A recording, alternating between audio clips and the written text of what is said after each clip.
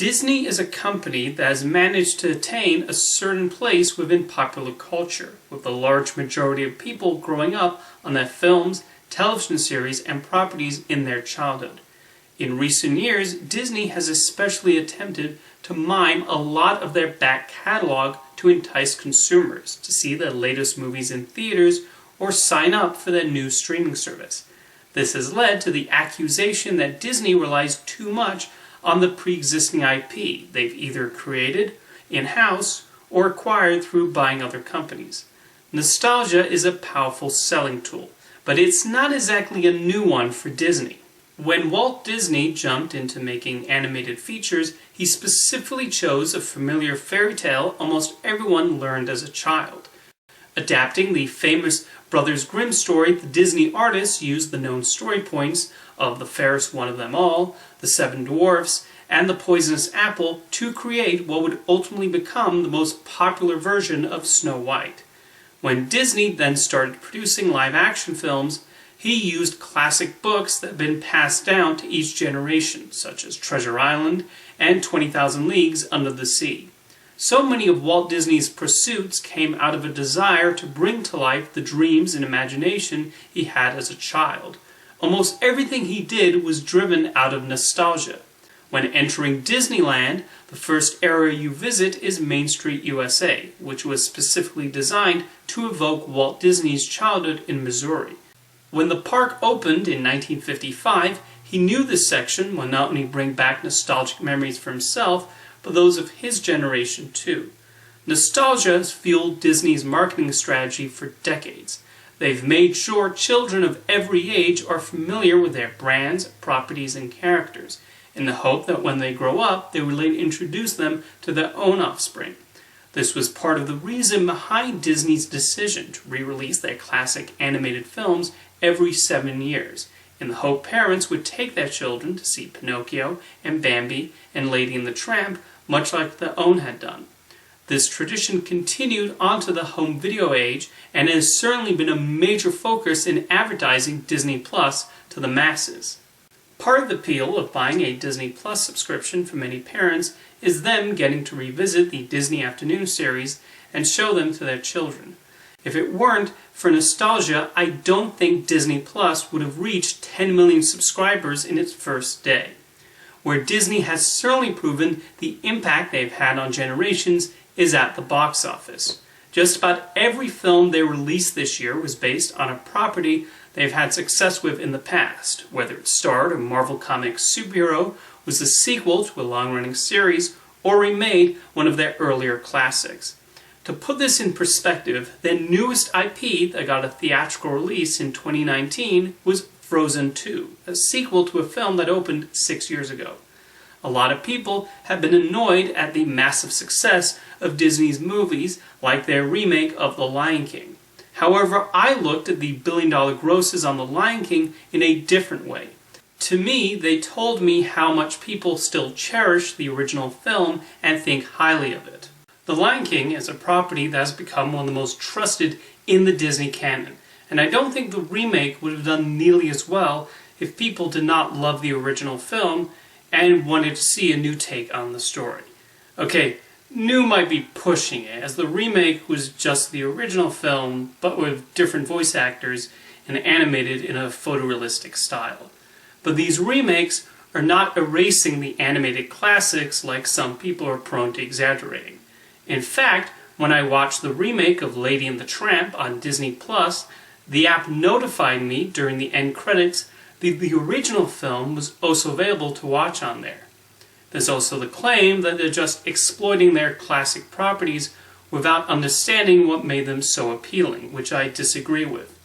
Mary Poppins Returns took the audacious task of making a sequel to what is widely regarded as one of Walt Disney's greatest productions. Some people criticized it for just repeating the beats of the first film to hit those sweet nostalgia points. And while Returns did borrow similar plot points, I thought the filmmakers were still able to craft an enchanting film with delightful new songs and musical numbers, charming performances from Emily Blunt and Lin-Manuel Miranda, and a touching and uplifting message. If anything, Being a nostalgic property, the new film actually had even more to live up to. While Mary Poppins mostly had to meet the standards of a prickly author, Mary Poppins Returns needed to satisfy an audience raised on that earlier movie. Both movies had the same enormous amount of love and effort put into them to make sure the details were just right and that audiences came away happy at an evening well spent. That same pressure is also put on the Star Wars movies Disney is now in charge of. Star Wars has existed over 40 years now and consists of fans who were raised on the original trilogy, the prequel trilogy, the animated series, and now these new movies and Disney Plus shows. The filmmakers responsible for them have to satisfy so many different fan demands, and that is certainly not an easy task, because different viewers are nostalgic for Star Wars for different reasons. There's also the need to entertain newcomers. So nostalgia is not some magical pixie dust that you can sprinkle over something and the audience immediately loves it for that. Now, I do agree it would be nice if Disney tried something new and untested more often. Thankfully, we do have original ideas from Pixar and Disney Animation in 2020 to look forward to. So the Walt Disney Company is still developing original movies. After all, you can't create sequels and remakes without an original film.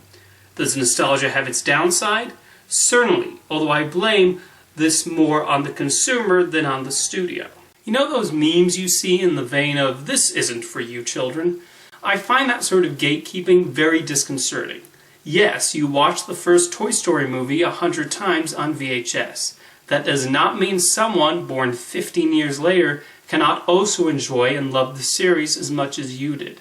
There's also the rejection of a creative person doing something different with a property. The character designers of a new Chip 'n Dale series are already getting flack because, oh no, they decide to experiment and present a different appearance and look for the Chipmunk duo. Just because something is different does not make it automatically bad. This does not only apply to properties that have been revamped. Sometimes nostalgia creates the impression that everything back in our day was better and the current generation is not getting anything good. I remember around the mid to late 2000s, people of my age would dunk on shows like Hannah Montana and Zack and Cody and proclaim that Disney Channel is not making quality shows anymore. However, now that generation has grown up and are dunking on the current Disney Channel for not making good sitcoms like Hannah Montana and Zack and Cody anymore. It's all cyclical. The quality of the new Disney Channel series probably is not all that different from the ones we watched at 12 years old. We're just not in the target demographic anymore. There are probably current movies and series that will become nostalgic several years from now. It seems hard to believe, but we're now at the point in time when entertainment from the 2000s is nostalgic. And that's why That's So Raven was recently revived on the Disney Channel. You can watch a new High School Musical series on Disney Plus, and there's currently a new Lizzie McGuire show in the works. Maybe 10 years from now, we'll be saying good luck to Charlie again. Or the Russo family will be interacting with new Wizards of Waverly Place.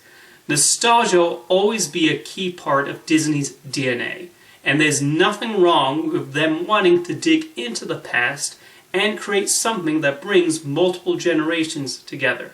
They won't all be successful or well received, but it's still nice to see them try.